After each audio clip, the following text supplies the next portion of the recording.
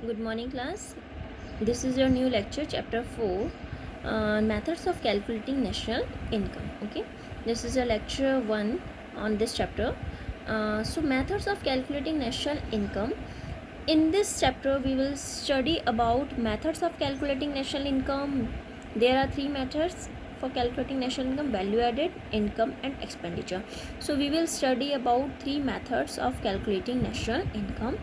So first, methods of calculating national income.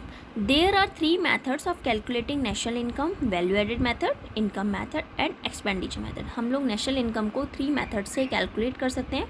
ठीक है, तो जो हमारा जैसे हमने पढ़ा है, हमने पहले जब हमने पढ़ा था सर्कुलर फ्लो मॉडल, जो हमने चैप्टर 2 में पढ़ा था, तो उसमें हमने देखा था कि नेशनल इनकम को हम तीन एंगल से देख सकते हैं.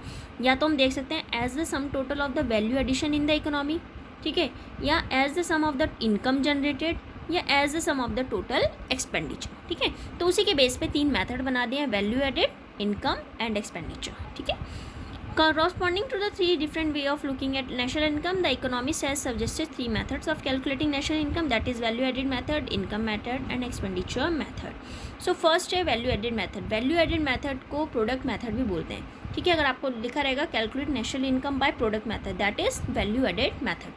So value added method measures national income in terms of the value addition by each enterprise in the economy during the accounting year. accounting year में जितना भी हमारा वैल्यू एडिशन के उस पर हम लोग देखते हैं कि कितना हर एक एंटरप्राइज प्रोड्यूस कर रहे हैं. ठीक है ना.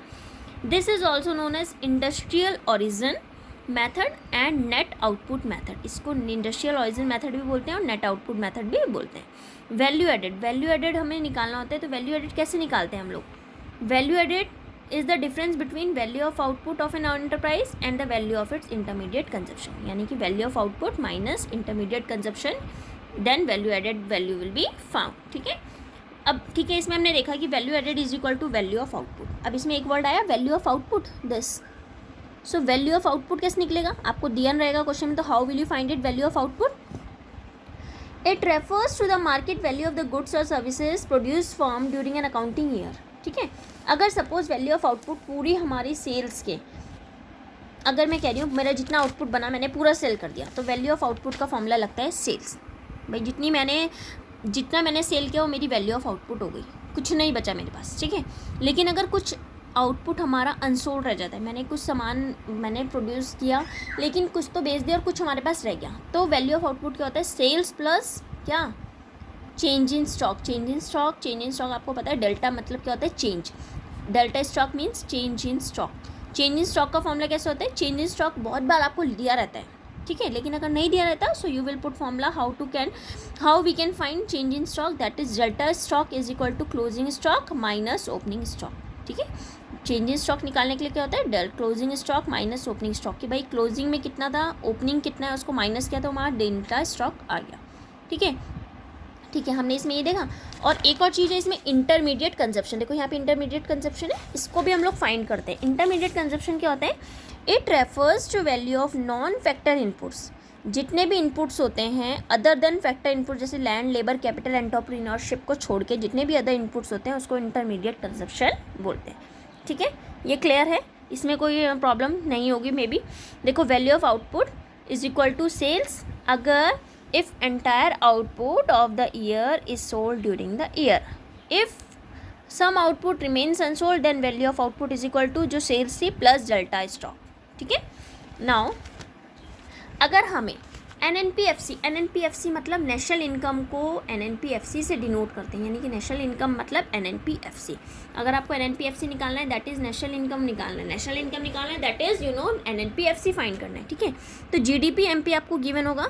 आपको अगर उससे NNPFC निकालना है, so how will you find? देखो GDP MP में से अगर मैं डेप्रिसिएशन को माइनस करती हूँ तो मुझे क्या मिलता है? NDP MP. आपने इसमें सिंपल वे में देखना है, सब कुछ इसमें सेम है. देखो GDP MP, यहाँ पे क्या है? NDP MP. D सेम है, P सेम है, D सेम है, P सेम है, MP सेम है, MP सेम है, लेकिन चेंज क्या हो रहा है? सिर्फ G से D, यानी कि ग्रॉस से क्या जा रहा है? नेट में, ग्रॉस से किस में जाना है, नेट में।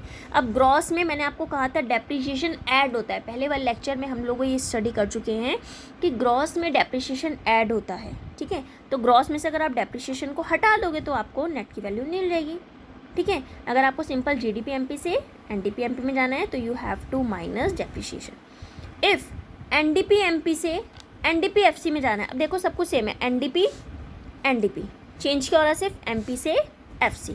तो मार्केट प्राइस से फैक्टर कॉस्ट में जाने के लिए क्या करते हैं, NIG को माइनस करते हैं। किसको माइनस करते हैं, नेट इनडायरेक्ट टैक्स को माइनस करते हैं, क्योंकि मार्केट प्राइस में क्या होता है, आपको पता है कि इनडायरेक्ट टैक्सेस लगे होते हैं। तो अब अगर हम उसको हटा देंगे तो हमारी फैक्टर कॉस्ट आ जाएगी, ठीक है ना। यानी कि फैक्टर कॉस्ट में अगर हम NIT को प्लस करते हैं तो MP आता है। आप इसको कैसे भी करके फॉर्मूले बना सकते हैं, ठीक है। नेक्स्ट है NDP-FC। अब आपके पास NDP-FC है। अब आपने जाना क्या है, मेन NNP-FC। आपको जाना किससे है, GDP से, मेन GDP-MP से आपको किस में जाना है, NNP-FC में। मेन हमारा ये है। तो कैसे हम एक एक करके स्टेप मैंने आपको बताया, ये स्टेप 1 है, this is step 1, step 2 and this is step 3, ठीक है। 3 स्टेप में मैंने आपको बताया।